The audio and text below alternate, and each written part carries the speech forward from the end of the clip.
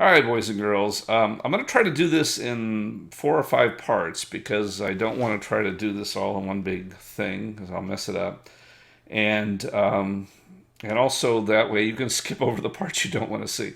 So first of all, real quickly, we're going to be talking about my bone loading and saving in several parts. The first thing I'm going to talk about very, very briefly is just the way my rig is set up.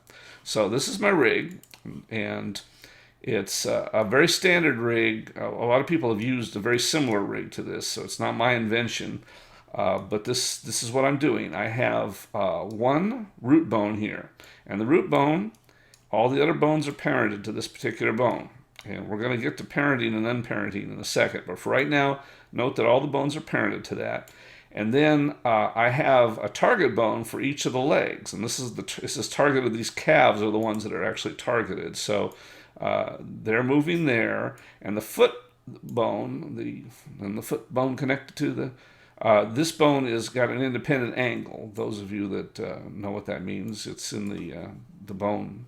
If you go into here and you go click on there and you go in the bone constraints, it's actually it doesn't. It has an angle constraint on it. I thought it had an independent angle. Maybe not.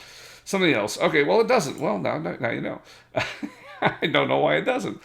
But in any case, so that's how my bones are set up, and I think you can. Oh, and also I have all the bones on one master layer. There was a time back in the days before we could hide bones and before we had bones that could reach down under layers and things and into sub layers that it made sense at times before smart bones where we could split layers up. I don't really see a reason as to why you'd ever want to switch have all your bones on one layer. That's why you wouldn't. But if you do, my bone loading and saving won't work for you. It's just the way it works. It all saves on one layer. So there's that. So that's my basic rig, and that's all we're going to do for this particular animation. The next thing we're going to talk about is parenting and unparenting.